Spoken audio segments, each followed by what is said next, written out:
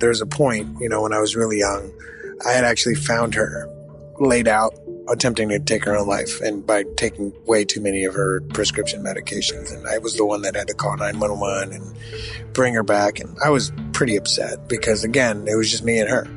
And I always kind of had this lingering sense of that I was going to be left, right? I was already kind of born into a situation where I only had half of my parental group. And then my remaining parent was like trying to go.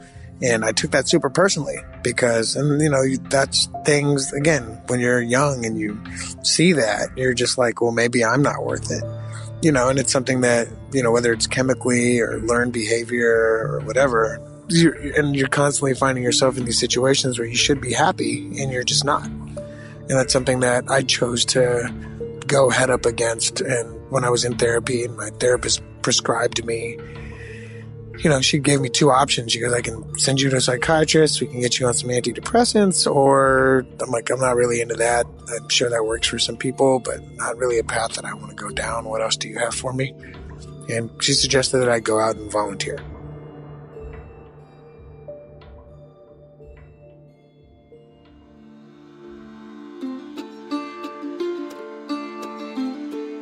Welcome back to another episode of At the End of the Tunnel. This is the podcast where I talk to regular people just like you and me who've discovered one of the secrets to navigating that darkness that can come up from time to time.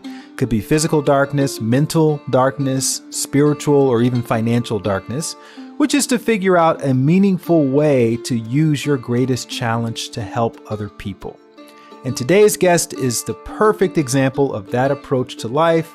Mr. Ajay Relan is a serial entrepreneur out of Los Angeles. He's also a dad and a family man who helped to start a global movement that you may have heard about called #Lunchbag. Okay, long story short, on Christmas 2012, Ajay and his roommates were inspired to give back to their community. So after a couple of false starts, they decided to do something very simple. Go and buy some food and some snacks, make sack lunches, and just give them out to anybody who was hungry. But they wanted this to be different from that standard, boring soup kitchen volunteer experience. So they made a party out of it.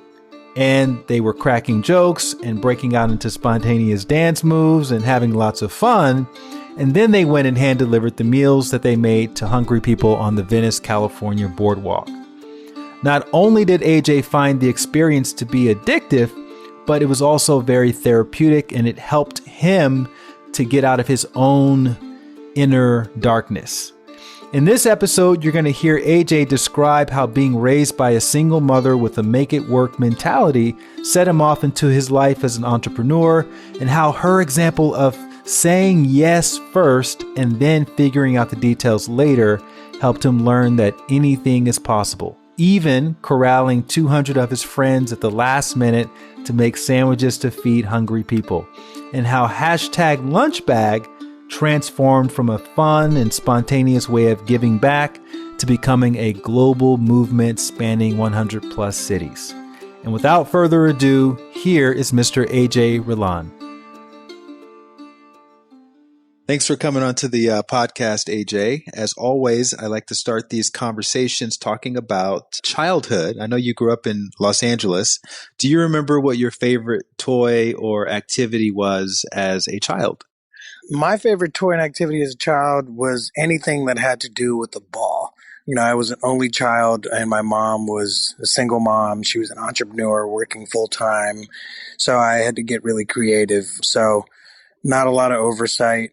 I would just go outside, anything I could ride or run around on or play with or throw with the other neighborhood kids was just kind of my vibe. And what was your childhood like? You obviously, you were single. Was your mom a single mom or? Yeah, my mom was a single mom. So, I was actually born in Detroit, but as long as I could remember, we lived in LA. So this is where she ended up. It was just me and her. And then my grandmother moved out here when I was born to kind of help her only daughter. My grandmother moved here from India to just kind of help raise me. But yeah, I was kind of left to my own devices for the majority of my childhood. And then just, would get super creative and play around with the neighborhood kids where I grew up. Would you describe it as happy or stressful or curious? All of the above. I mean, my mom had a lot of trauma in her life leading up to my birth, so a lot of that came with it. But I always tell her she was the definition of the American dream. I watched her start a business out of our 1-bedroom apartment in South LA and work her way up and build it up. But, no matter what position she was in financially, she'd always make it a point to send me to a good school. That even if it was out of the way, always grew up going to private school. I always joked that I would go from the hood to the good on a daily basis on the public bus. So I would say it was happy because I acknowledged from a very early age that nothing really comes without hard work. Then I was exposed to a lot of things that most kids in my neighborhood were not exposed to because of that. What were some of the lessons you remember your mother teaching you as a younger child?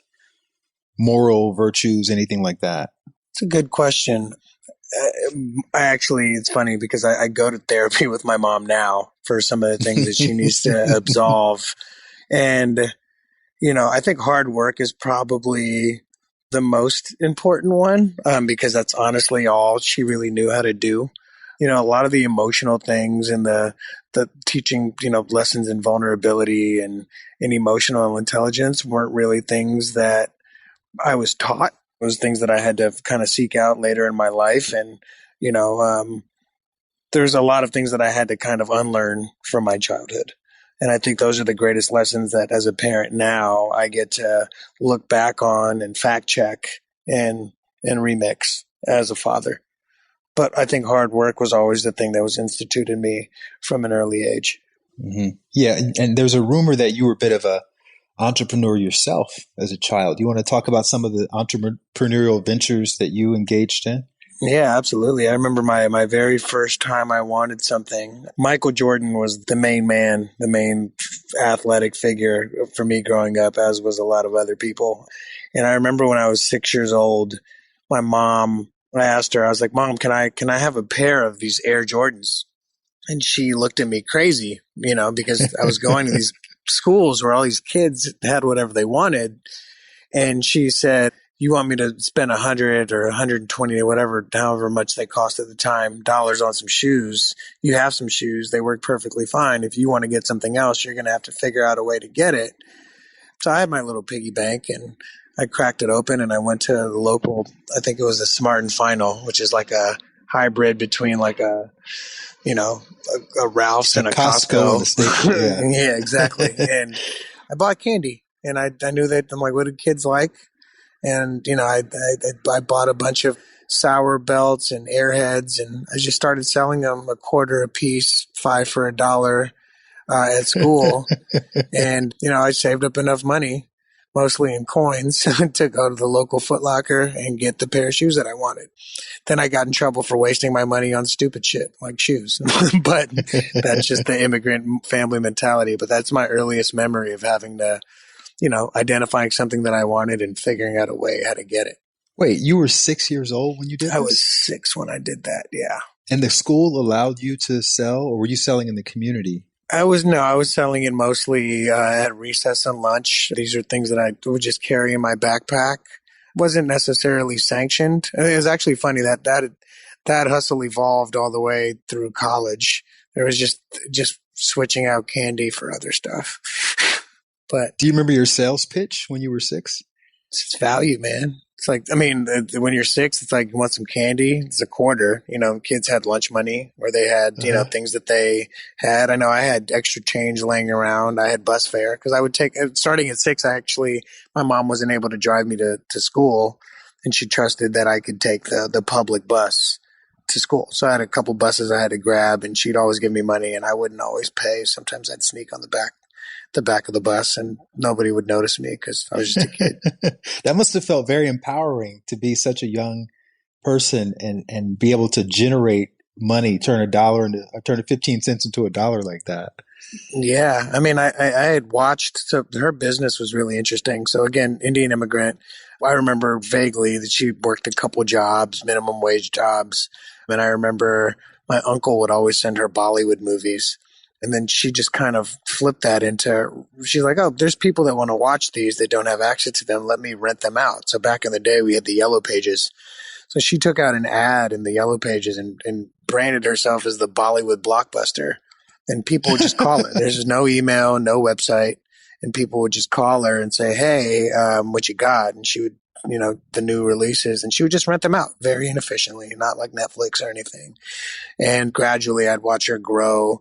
People would say, it's mostly, foreign people that were interested in these, and they'd have these tapes and films that were shot wherever they were from that they weren't able to view on an American VHS format. And they would say, hey, do you know where I can convert these? And she would just say that she could do it, and then she would figure it out. So I would literally watch that. And then eventually people would say, hey, I have these films from the 50s. Can you convert them to VHS? Or I need 10 copies of these tapes.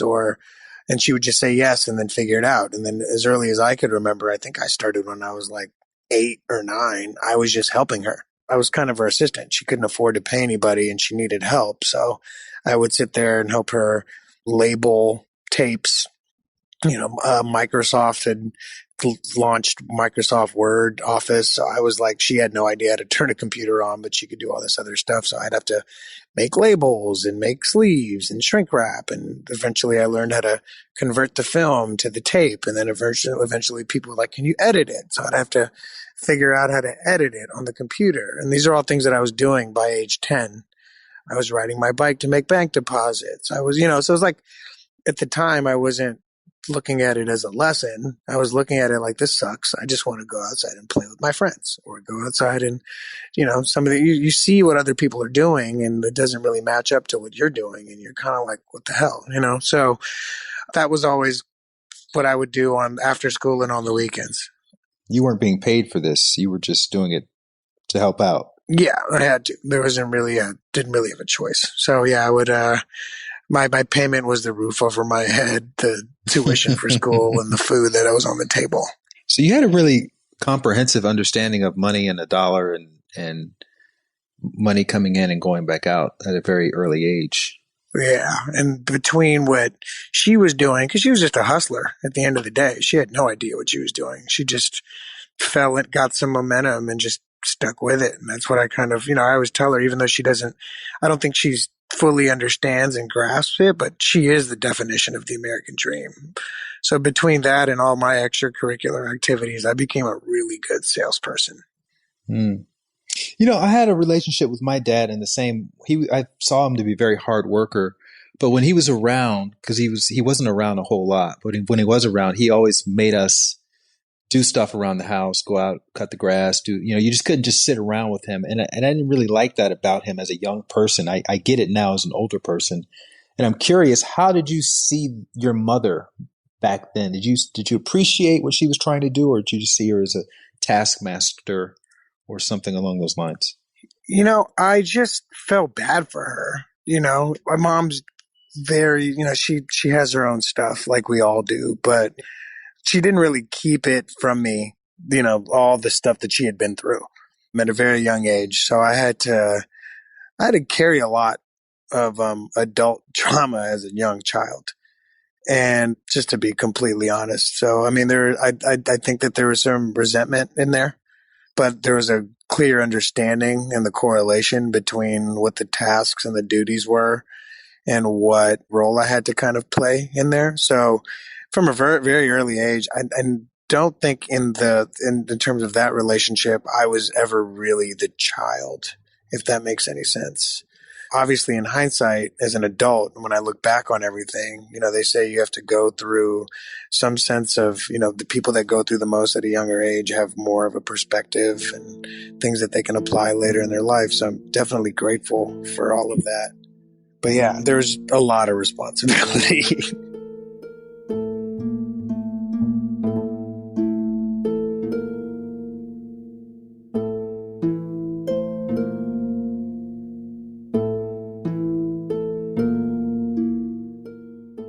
And your mom's from India, right? She grew up in India? She grew up in India, yeah.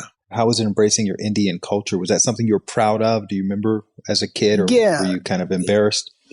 No, yeah, it was, there weren't a lot of Indian people. I mean, like the neighborhood that I grew up in was, predominantly black and brown, but my mom, like was obviously Indian immigrant, didn't really understand American culture at that, but then whenever I'd go to the schools, they were majority white. So my Mm-hmm. perspective was kind of all over the place. So, as a young kid, I actually got kicked out of preschool, because I Yeah, got into a kicked out of fight. preschool. I kicked out, like not. Let me say I didn't get kicked out. It was I got severely Expelled from reprimanded, preschool. but it's like Okay. one of my earliest memories of preschool, pre-K, kindergarten. It's all kind of a blur. Was getting made fun of because I was darker than everybody. So Right.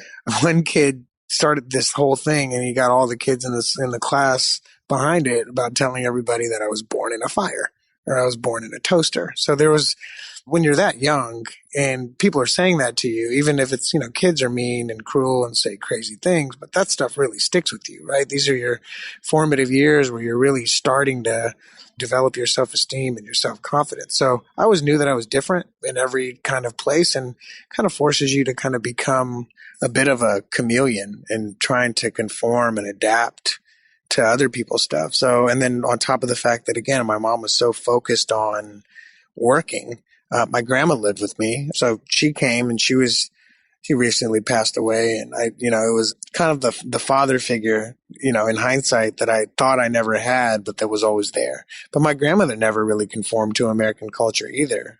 She lived here for as long as I've been alive, over, 35, 36 years, and never took it upon herself that she needed to learn how to speak English.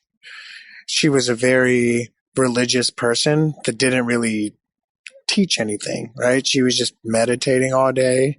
She didn't really take shit from people. So she would, anytime like somebody came around with a bad energy or bad vibe, she made it known in her native tongue, didn't really care. So it was interesting. And so my understanding, and now as I'm an adult and I have friends of all backgrounds, including a lot of Indian friends now too, there was a gap between what I learned growing up in my household versus what the actual reality is, of an entire group of people. So it's something that I obviously identify as part of my like identity, but I'm learning again now that I have kids that are mixed race as well, because my wife is not Indian, but she's really made it a point to, learn the culture and institute, holidays like Holi and Diwali and things that I didn't even practice growing up.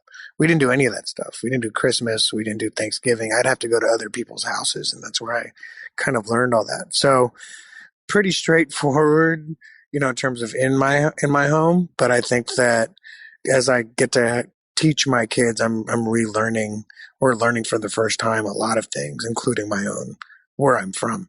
Were you meditating when you were young with your grandmother? Was there an No, altar set up in your house with gurus and stuff? there was an altar set up in my house with gurus and stuff. I just knew that they were my grandma's gurus. It was like the lineage of them, and like every morning and evening, she would do this ceremony that was about 30 minutes where she would play some songs, have her little thali with the incense and the flame and the flowers. And it was something that I would participate in, but I never really knew what it was about and what we were doing, which I think is most kids and religion, period. It's just whatever your parents are doing, you're doing. So didn't really understand it at the time. Never really meditated. I think meditation is something I really took up in the last, more recent years. Did you speak, was it Hindi, or what was her native tongue? Her native tongue was Hindi. So I was, again, in order to communicate with her, I'd learned the language, which is great at an early age because you can pretty much speak anything, like whatever you can pick up things. So up until her recent passing, that was our primary mode of communication. And she was the only person that I spoke to Hindi with.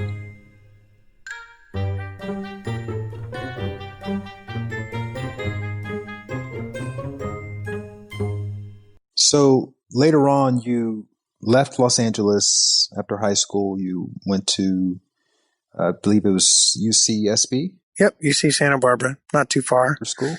Yeah, about an hour and a half north. Was that a situation where you still had to kind of hustle and make money to pay for your own schooling?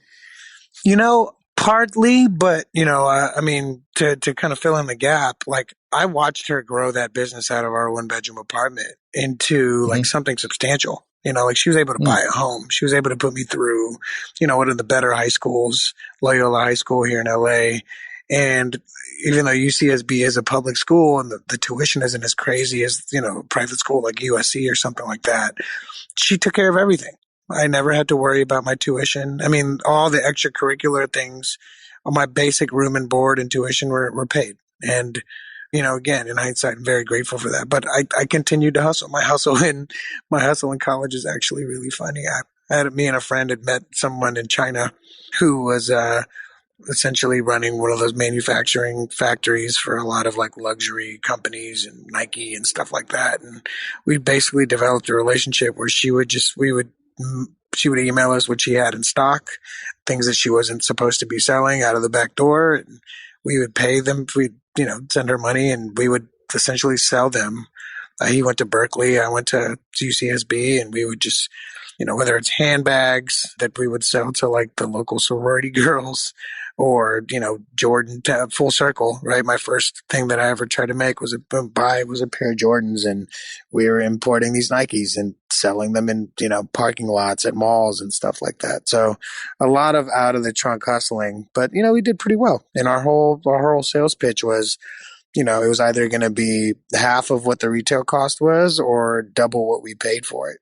So somewhere where we can kind of create the value, but, nobody asked us any questions, and we built a pretty good business, but pretty, right after college or, halfway through college, as you're going through and educating yourself, you're like, what I'm doing right now isn't going to scale very well. So I need to start thinking about what my life is going to look like from a career standpoint. And what was your vision for yourself at that point in time? I had no idea. And that was kind of a scary moment for me coming out of school. I was always good student. I'd always find a way to get good grades. I'd say I was book smart, but then especially when I got to college, I wasn't really, I just knew how to get the grade. I knew how to get the highest possible grade without putting in very much effort. And that was kind of a hard lesson that I had to face, say as I got into adulthood, that you can't just hustle or sweet talk or sell your way through life. And I think that, I would, whether it was studying with the right people or sitting next to the right people during the exams, or creatively Googling when I'd have to submit my assignments, I was just always trying to find a way to hustle the system to achieve whatever the thing was. And, for a moment, I lost kind of the sight of like the work part. And I never had a particular passion. All the work that I had done leading like actual formal work was kind of helping my mom. And I built like a resentment towards her and her business and not really having a childhood and kind of being the man of the house emotionally and physically and financially in some cases. So, I mean, there's kind of all that stuff that I had to carry with me. And the irony is when I came out of school, she needed a lot of help with her business because, while I was gone, she had made some bad decisions and brought some not so good people into her life. And I felt obligated to help kind of clean that up. And coupled with the fact that I didn't know where I wanted to go or where I wanted to work or if I wanted to work for anybody. So I was able to help turn her situation around, and I was actually able to retire her within my first 2 years out of college because I took over. I know the ins and outs of her business. So I was able to patch things up and kind of create a good life for her and, pretty good life for myself out of school because I was the boss. When you're the boss, you get to do stuff. What was the business called? It was called MG Digital. It's a very boring company, but she'd essentially evolved into production services and renting out, broadcast equipment and stuff like that. That was actually kind of more my doing, but her Bollywood blockbuster was more of a tagline for the first business that I mentioned, and it stood for Movie Gallery. And then when everything kind of started going digital, it evolved into MG Digital. So that was your first sort of post-college entrepreneurial stint. What was your mental state like at that point, having, I guess, gone through everything you've gone through, dealing with MG Digital and your mom and that relationship? And I'm assuming your dad is not in the picture at this point. So what were you feeling mentally? I think that like most early 20 somethings, it's just, it's like a mixture of, I have no idea what I'm doing. I'm doing something, and you don't really have time to think, right? You're applying all of the, I was applying all of my lessons that I had learned, whether it was through helping her or just selling whatever I was selling, whether it was candy or purses or Jordans, or there's a brief stint in high school where I was like selling weed. That lasted not very long, but it's just all these experiences kind of aggregate, and you're just, trying to figure out, you don't quite feel like an adult yet, but you're over 21 and, you're technically an adult. And, I had a very fun 20s, I would say, just in terms of my social life. I spent a significant portion of my time, out and about in the streets and, parties and nightclubs and all that stuff, like a lot of LA people. So, when you're filling up your social and your professional calendar and you don't really have any responsibilities, every once in a while you kind of come to a checkpoint with yourself and you're like, what the hell am I doing? I've always asked myself that question from a very young age because, especially not having a father as a man or as a boy, at least for me, it was always something that I just didn't know. I didn't know if I was doing it right, whatever it was, because I never really had a consistent positive male role model in my life. The closest thing that I had was an uncle that moved here when I was young, and he ended up being a complete dud and actually a complete not good person. He was very physically abusive to my mom and my grandmother, and it wasn't until that I got big enough that I had the courage to kick him out. And to this day, he's just kind of a thorn in my side. But to me, it was just kind of like always feeling this lingering feeling of being alone. But I was also on the surface in the world extremely social and really going out of my way to connect with any and everybody. And kind of what I mentioned earlier in terms of becoming a chameleon, making it so that I can go into any setting and fit right in, and people would like me and invite me places and include me in trips and activities and anything. So I don't think that that's unique to me, but that's just my personal kind of experience. So knowing that, what I was doing straight out of college wasn't my long-term calling, you're constantly asking yourself, like, why am I here? What is my purpose? Did you have a why at that point in your 20s? In terms of, was it, I'm going to make as much money as possible, I'm going to get as many girls as possible, I'm going to start a new business? Like, what was your operating why at the time? I think it was, the why was all external, right? Everything was kind of outside in, and nothing was, so I didn't have to deal with what was kind of inside out, right? I think that if I look back on my early, mid, going into my late 20s, there wasn't really a why. It was just to have fun and aggregating as many, all of the above that you mentioned as possible as like measures of success that, you pretty quickly realize. I think my big wall that I hit was when I was 28 years old. And I was 28. I was still running her thing. I tried a couple other things, tried to dip my toes in the production world with like the new wave of 3D. That didn't work out. I started to consult. I started doing some work at CAA, which is a talent agency here. They were incubating technology companies, and that was something new that I was kind of doing. It was fun and cool and shiny bally. But I kind of hit this wall when I was 28, and I started going to therapy, and I started doing all of this work and reading all of these books and joining different types of like workshops. And I kind of made a goal for myself halfway through that year, through all of the work that I'd kind of been doing, that some things needed to change. So, when I was 28, I think that was 2012, I made a goal that by June 1st, I wasn't going to be working on anything or doing anything that, wasn't really the best use of my time, and was actually going to clear up some space to explore other things that were more in line with who I was. What did that wall feel like? If you could just give us a couple of tangible examples. It felt like more frequently, like the feeling that it's more of a feeling, right? It's like you're going places, you're in settings or with people or just in overall situations, whether it's work or social or romantic, and you kind of start to notice a pattern in your thinking, and you start to notice, if you're introspective at all, and I would put myself on the extreme introspective level. You're the enough times of asking a question why, you have to start looking for answers, and you have to start doing some semblance of work. And whether it's I'm lucky to have built a lot of great relationships with some really amazing and successful people, and I've never really had a problem sharing. I've never been closed off. So the more I talk about some of the things that would come up for me in certain situations, occasionally I'd get some really good advice. And those little winks and those little people that are kind of pointing you in a direction, obviously that's only part of it. The other part of it is you actually have to follow through on it. You start to go on this discovery journey, and you start, seeking out unbiased sources of inspiration or mirrors, whether it's through a therapist or through reading books that are, it started getting really into emotional intelligence and really tapping into those feelings and trying to embrace them rather than run away from them, which is something that I'm, in hindsight, very, very grateful for.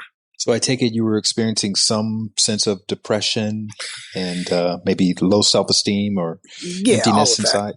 All of that. I mean, my mom and a lot of her side of the family suffers from depression. So my entire life, my mother was on antidepressants. And, there was a point, when I was really young, I had actually found her laid out, attempting to take her own life, and by taking way too many of her prescription medications. And I was the one that had to call 911 and bring her back. And I was pretty upset because, again, it was just me and her.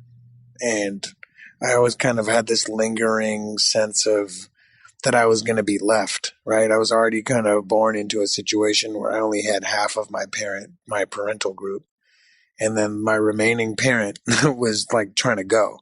And I took that super personally because, that's things, again, when you're young and you see that, you're just like, well, maybe I'm not worth it. Maybe I'm not, and it's something that, whether it's chemically or learned behavior or whatever, and you're constantly finding yourself in these situations where you should be happy and you're just not. And that's something that I chose to go head up against. And when I was in therapy and my therapist prescribed me, she gave me two options. She goes, I can send you to a psychiatrist. We can get you on some antidepressants, or, and I'm like, I'm not really into that. I'm sure that works for some people, but, not really a path that I want to go down. What else do you have for me? And she suggested that I go out and volunteer. Was that because you had seen your mother abuse medication, that you didn't want anything to do with medication? I wouldn't say, other than the story that I just shared, other than that, I don't really think she abused it. I think that it didn't serve its purpose for her.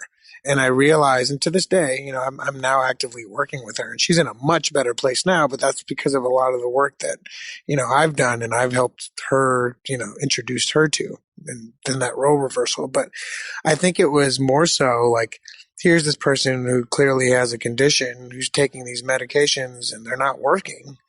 And now if she doesn't take them, there's reactions on the other side of it. So it's kind of like I didn't really want to build a dependence on something that wouldn't necessarily help me cope with what I was going through. How did you find a therapist that you connected with? I was on a birthday trip for a friend of mine, and we were flying back, and I was sitting next to him, and, guy not that much older than me, super successful, tech entrepreneur. One of the things that we had really connected on is we were both, only childs to single moms. And, we've been friends for years. And one of the things that we would always talk about is our crazy moms and what was kind of driving us. And, he had built something really amazing, and he was telling me about some of the things that he was working on, and somehow we got on the topic of therapy, and he was sharing some of the revelations that he was having in therapy. And I told him how awesome that was. And then he had actually asked his therapist for a recommendation for me. She ended up connecting me with her daughter, who was a therapist. So yeah, that was in 2011, 2012, I would say. 2011, I think that was that trip. And he, I don't go to her regularly anymore, but I still speak to her often. And I actually credit her for a lot of the perspective that I was able to gain from our time together.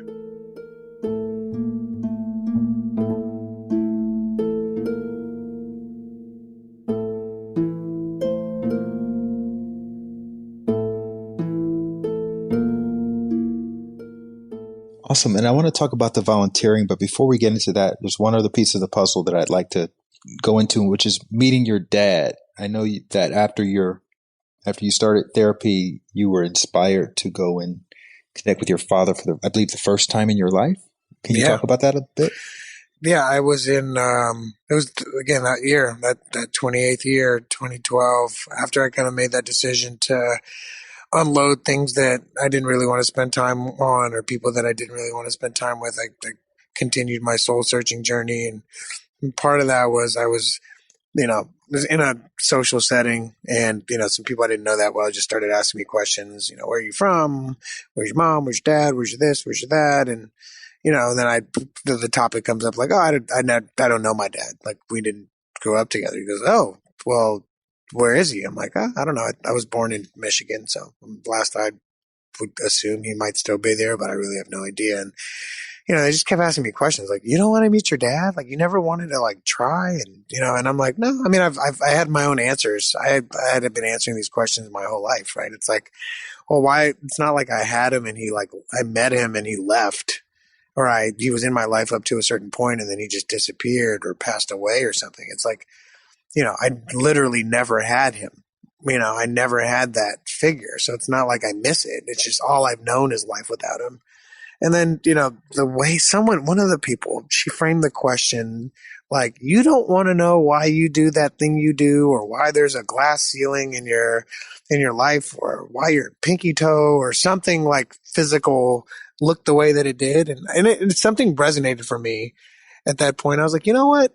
That actually might help fill the gap, right? Like, at least putting a name to the face. And, I never had any brothers or sisters, wondering if that's even a thing. And so I, agreed to kind of go that route and do some discovery there. And, pretty easily was able to kind of locate him. And he, in fact, was still in Detroit. And, the stories that my mom had told me about him were not the best. They painted him in a pretty bad light. I think as bad as it can kind of get, to be honest. So, but, at this point I'm a man. I have questions that I need to get answers. And like, I have my mom's version of everything, and I just thought I'd make the trip. So yeah, I made the trip to go meet him, and I had a goal of getting three questions answered. First thing was I wanted to know what he looked like, and which I felt like I could get pretty quickly.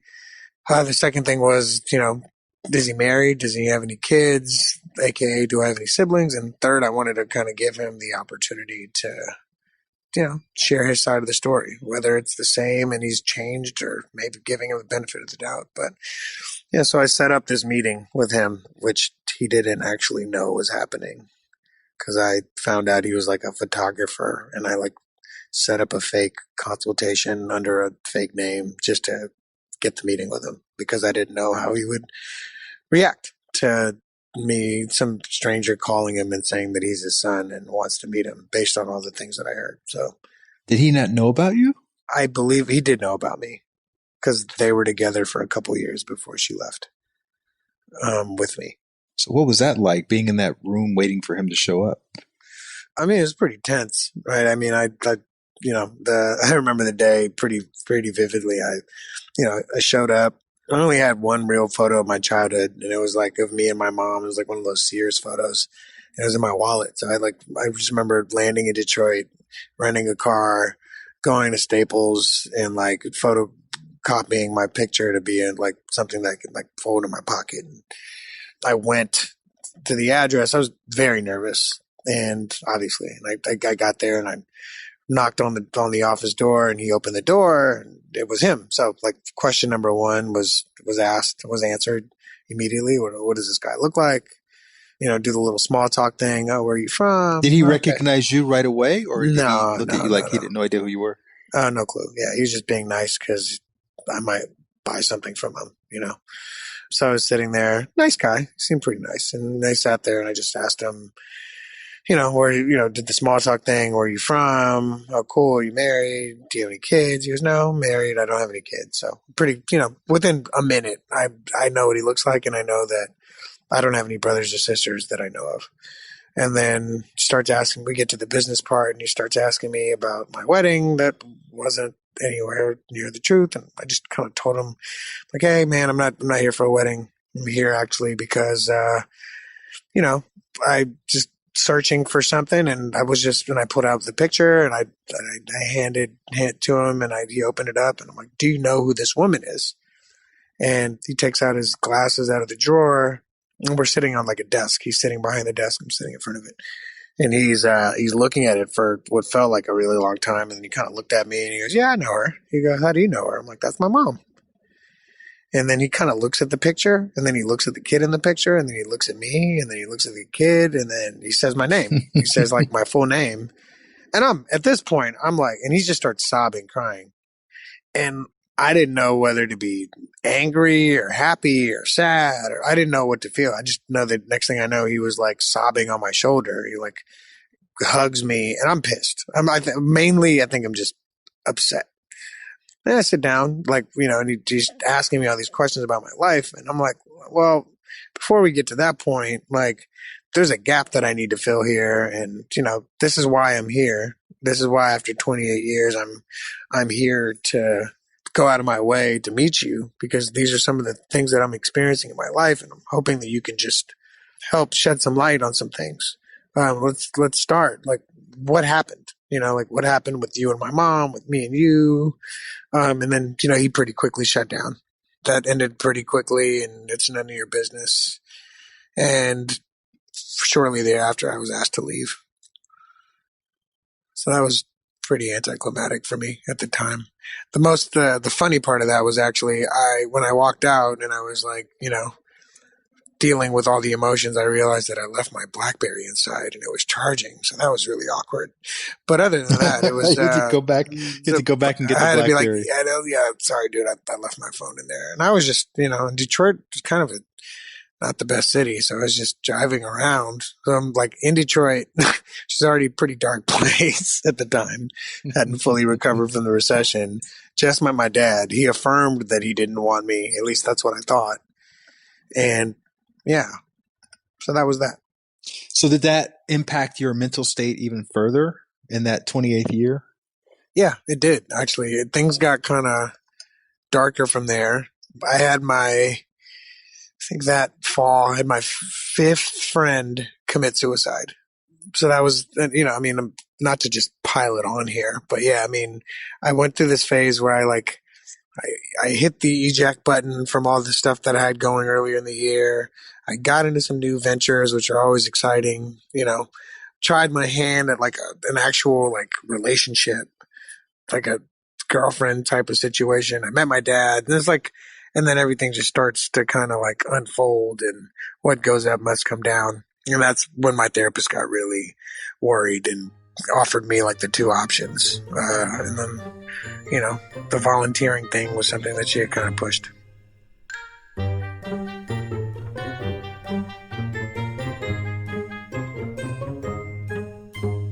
And you tried volunteering that Thanksgiving at a soup kitchen. What was that experience like?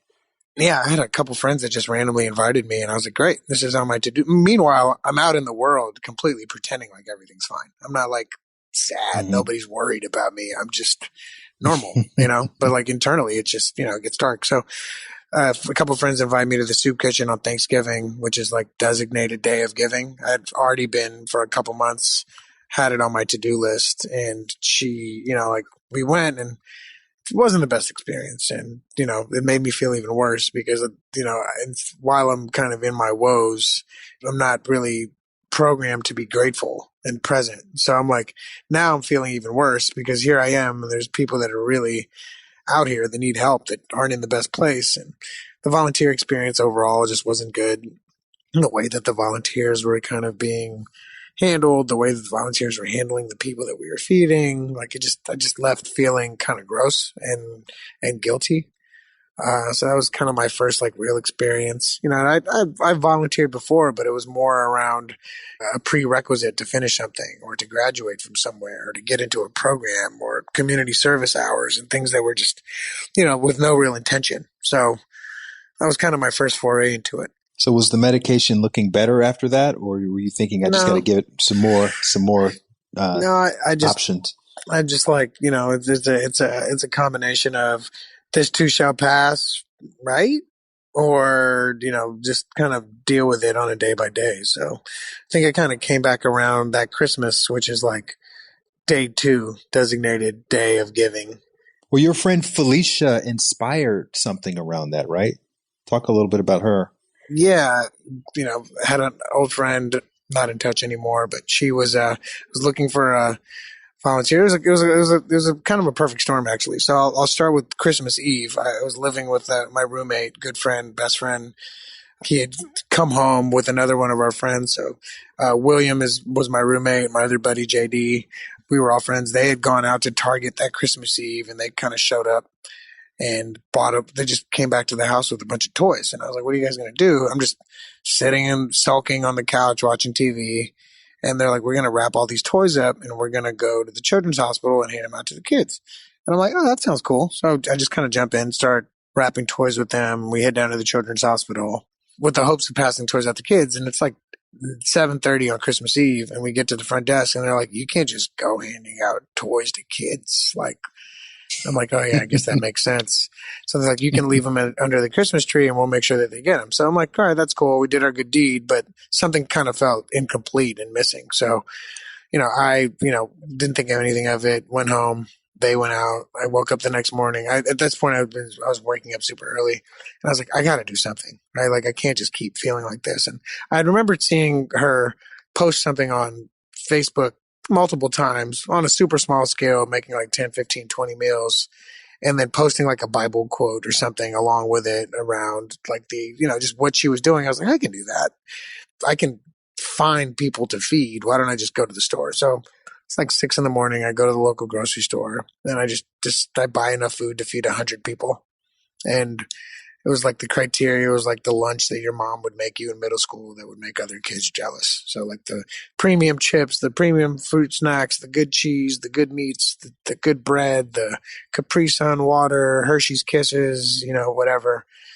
And then went home, and they were still there. Like Will and JD were there, just getting up and getting moving. And then we invited a couple people over and started very inefficiently making these meals together and sharing what we were doing on social media. Do you remember how much you spent? I spent $126.42.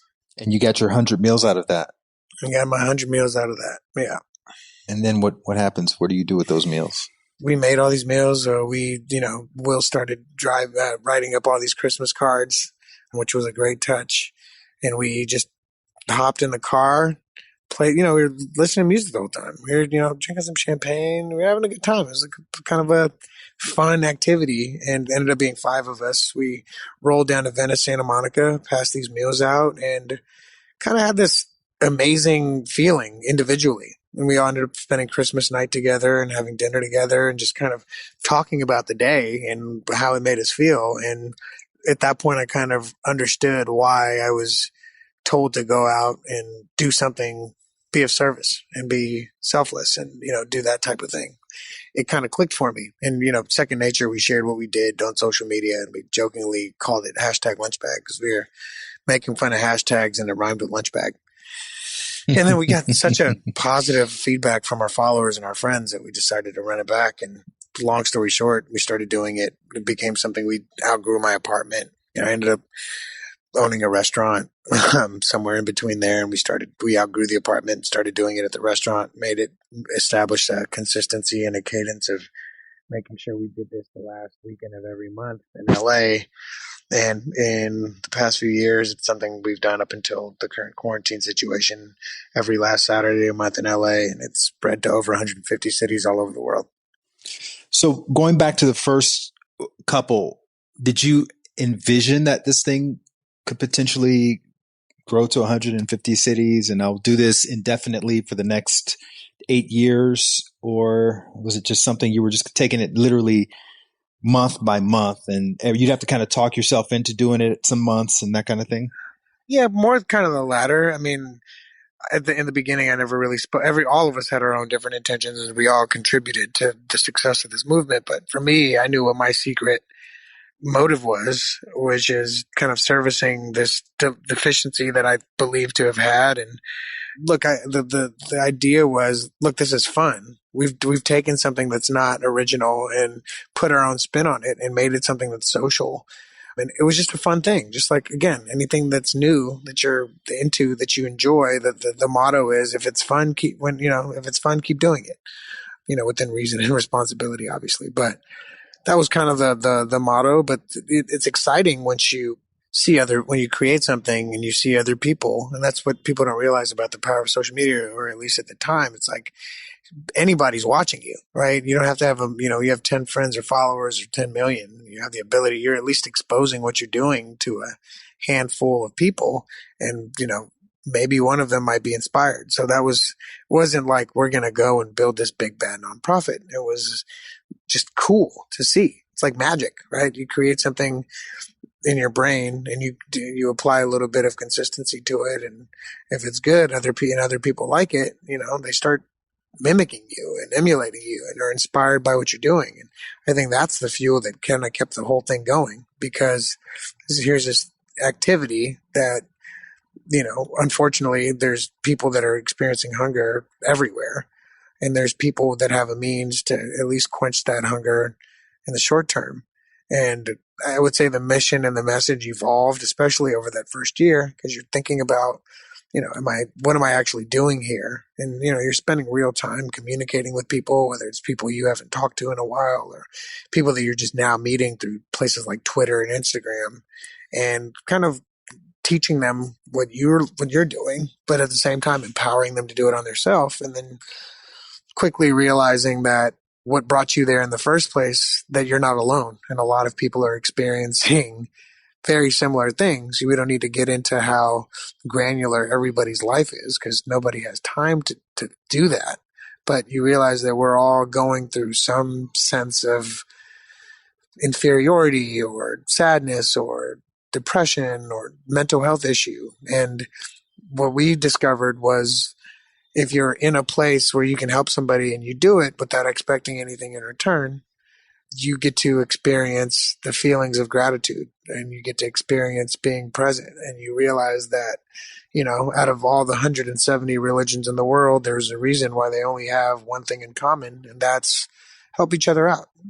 Help out your fellow man or woman, and do unto others. And, I'm not a very religious person. I've become spiritual in my practice. And that was kind of a big aha moment for me, which is, in order to really, truly feel alive, you have to make things around you better. And that to me became a life worth living. And that, from that realization forward, I've lived my life that way. As a serial entrepreneur, I'm sure you can look at a bag of candy and you can see profit. You can look at Bollywood tapes and see profit. Did you have to keep yourself from making this into another entrepreneurial venture in some way, and like keep it as a voluntary thing that you just did out of the goodness of your heart? I think that there was a lot of the success, at least from my contribution to all of this, had to do with a lot of that entrepreneurial experience, right? I mean, I still question whether or not, I think we went the right route by becoming an official nonprofit. The goal was never to become a nonprofit, or, I didn't even know what that meant and what it takes to actually run a nonprofit and how hard it really actually is. It's extremely difficult, but I guess you don't really know what's what until you actually experience it for yourself. But I think applying a lot of those marketing initiatives and things that I've learned from for-profit businesses, and then, realizing that there's a huge opportunity just in general. I mean, there isn't a profit generating model here. We have probably 50 active monthly chapters, 150 cities deep. We have all these corporations that have kind of taken our model, and, whether it's launching a product or doing a team building effort or a marketing or PR thing,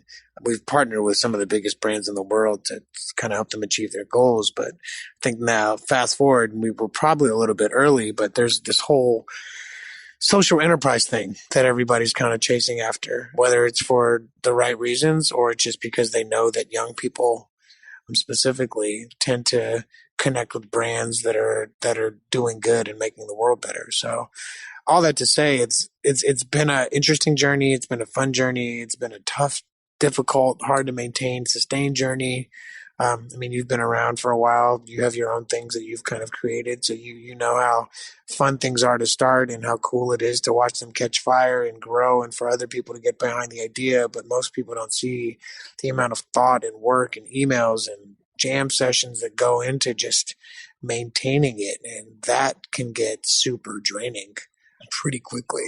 Well, I know in my experience, I've done a lot of really great things and I've wanted to quit often. What keeps you going in this? Because it's still going. I think that, first of all, being an entrepreneur, period, is you have to develop that muscle of the keep going muscle, right? The fuck it. Pardon my French, but you have to, because it's glamorized in pop culture, but I wouldn't wish this upon my worst enemy. It's like you're getting beat down on a weekly basis in some way, shape, or form. I think for me on the charitable and the philanthropic front, it's that renewed energy, right? Because we, again, not intentionally from the outset, but because we originally, decided that, look, no matter what, this is something that's going to happen on the last weekend of the month. This is something we're going to do to service our own community. And we came up with a language for all of our chapter organizers across the country and the world that they should establish some kind of cadence, because at the end of the day, we have our own buckets that we need to fill up. And those buckets get filled when we help other people fill their buckets up. So, even if it's for 2 hours a month that I get to experience the joy and see all of the different people of the multiple different backgrounds and different ages and tax brackets and races come together in this party social setting to prepare what's now 1,500 meals every every go around that we do this, and get to witness bringing that community together, and then almost immediately go and see the looks on the people's faces that are on the receiving end of the meal, that are on the receiving end of the evolution of that Christmas card that I shared with you from the first time that we did it, into a handwritten love note acknowledging the humanity of the receiver, but also the person that's writing the note, right? The gap gets bridged. And that was the feeling that was missing when we went to go drop off those toys to those kids. It's actually realizing that it doesn't take a lot to put that energy out there, and how it's almost selfish to help other people because of the feeling and the sense of gratitude that you get, and how important it is to just be that in your everyday life, and using these meal preparation and these love notes and these one-off events to kind of exercise that muscle and remind yourself how important it is. Because I know, look, I'm still growing. I'm 36 now. I still have my low frequency days. I still have my, what's in it for me moments. But I'm able to kind of remember and practice. Wait a minute, I've already learned this lesson. I know where I need to go back. I need to, the acknowledgement portion is super important. And I'm just grateful that I was able to kind of go down that path at an early age, because now I feel like I have an unfair advantage in everything else that I do. And I've 100% applied these principles. I mean, it's, but I always say giving has given me everything that I've got. I now have a beautiful family. I have, an amazing partner and a wife. I have two beautiful children, and all of these things are things that I could have ever fathomed. And I'm actually now in businesses and, investments and things that are aligned with who I am as a person, and things that really add value to society that are going to bring that sense of freedom and the comfort comfortable life that I want to live. And it all comes from this place of adopting a service-driven mindset. So it's cool to watch the world come together and evolve and kind of adopt this similar mentality, whether it's for PR or marketing or sincere in its intent. But I'm excited for the future, man. For the people who aren't familiar with hashtag Lunchbag, what are some of the rules or tenets of the organization when you guys come together? What is it? What's involved? Yeah, so obviously this can all be found on hashtag Lunchbag period, and we actually have a really fun music video that we made. Yes, I'm rapping in with Snoop. Yeah, Snoop D-O G's in there. But yeah, the whole idea is it's this A to Z experience, right? Again, I never would say that feeding people that are experiencing hunger in a local community is this groundbreaking concept, but our view on it is it's this A to Z experience, right? I mean, we took all of the elements of a party, and all of the things that, you traditionally do when you think of charity, whether it's like you either have to quit your life to become a lifelong social worker, or you have to be a rich philanthropist who's paying $10,000 to $20,000 to go attend that fancy social gathering gala at the fancy hotel. And our thing was like, look, you can eliminate the time commitment. So our experience is basically what we do here in LA is we do an event. It's the last Saturday of the month. The start time is usually 10 a.m. People start to line up. We ask for a $10 donation because we go out and buy all the food supplies, and that usually covers the cost. Sometimes there's more that gets reinvested, or sometimes we're short. The idea is everybody contributes that small amount that most people can contribute just to have that portion, that skin in the game. You enter, you write your name on a name tag or your social media handle. You're greeted by a greeter, volunteer. There's music playing. It's already a high energy atmosphere. There's multiple stations. You can go to the sandwich making station. The goal with the sandwich making station is to make a meal that you would actually want to eat, or as if you're making it for somebody that you love or you care about.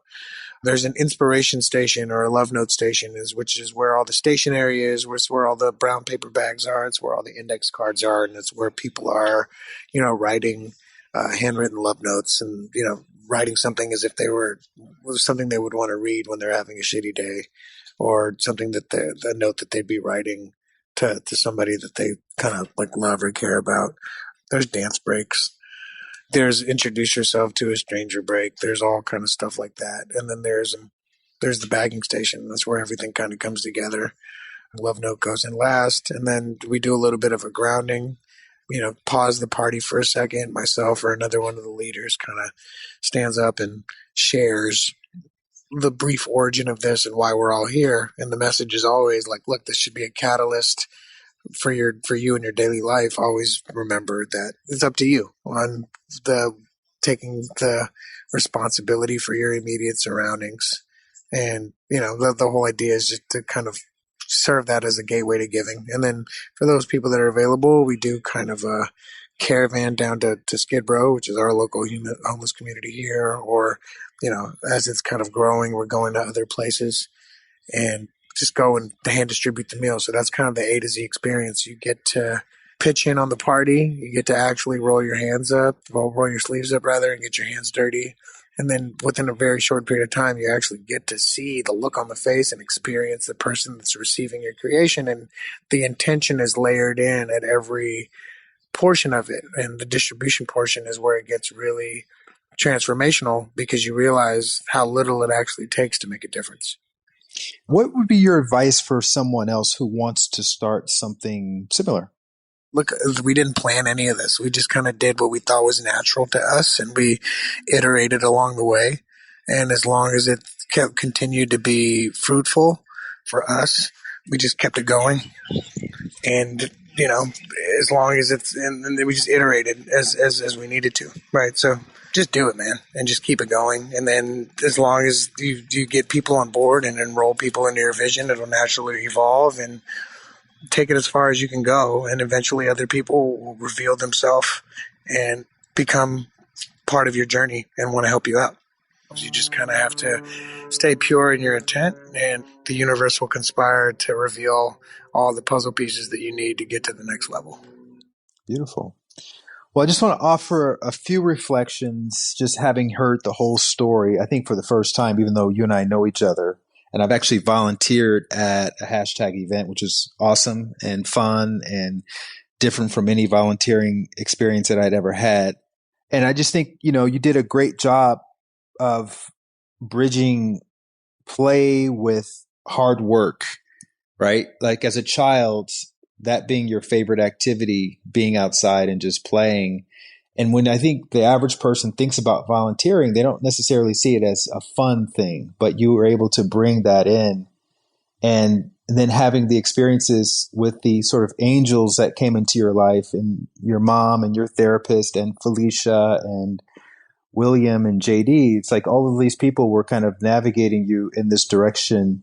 And it almost seems like your whole life was actually navigating you in this direction of bridging that connection between play and hard work, and that ever important keep going muscle, which I would say is probably the most important thing in the whole equation, is that entrepreneurial spirit of just keep going, consistency above all else, be process oriented as opposed to outcome oriented. So anyway, I just want to acknowledge you, AJ, for your commitment and for your courage in showing up and being curious and learning from your experiences and helping to bring people together in so many ways. Not only just hashtag, I also wanted to give a shout out to Hilltop Cafe, which is your mission-driven cafe in South LA. Can you just talk a little bit about that? Sure. Yeah.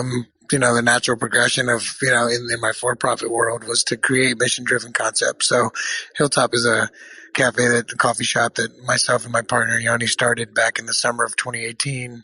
We had been in the restaurant business together for a while, and we wanted to do something. We both grew up down there and wanted to put something there, and saw the community changing, and had this idea for, a community space that was inclusive and welcoming of all people, that would hire from the local community, that would bring, good quality food and coffee programs to an area that had majority fast food dining options, but then also would be a gathering space for local creatives and entrepreneurs and community organizers to work on their craft and their movements. So we opened our first one just as a kind of a tester, and we were extremely successful. We actually opened our second one in Inglewood this past December. We partnered with actress Issa Rae, who's from down there as well, and has a really popular show on HBO called Insecure that's actually set mainly in Inglewood and South LA. So, again, the universe is kind of conspiring to kind of accelerate that. We're getting ready to open our third and our fourth locations as well. So, yeah, very excited for that climb and that journey, and excited for all of the other things that we get to create. I love it. Well, we appreciate you. We're inspired by you. Thanks again for coming on and sharing your story. And I'll list all of the places where people can link with you and your various ventures in the show notes. Thank you, man. Appreciate the opportunity. Thanks so much, brother. Thank you for listening to my interview with Ajay Relan of #Lunchbag. Ajay is more living proof that you just don't need to have all the answers or all the money in the world to help people. All you have to do is start with whatever you have right now. I'm so grateful to Ajay for sharing his journey on At the End of the Tunnel. Please make sure to check out the #Lunchbag Instagram and/or website to find out how you can host a #Lunchbag event with your friends or company or community once things open back up. All of the links to everything AJ and I talked about are in the show notes at lightwatkins.com/tunnel. And in the meantime, make sure that you are subscribed to At the End of the Tunnel so you don't miss any more of these incredible stories about regular folks who've overcome all kinds of mental, emotional, and financial odds to start large and small movements that have helped to improve the lives of others. Also, please take 30 seconds to rate and review the podcast so we become more searchable and so that other people can discover these stories. And I'll see you next week at the end of the tunnel. Remember, new episodes are published each Wednesday. Okay, see you then, and thanks again for listening.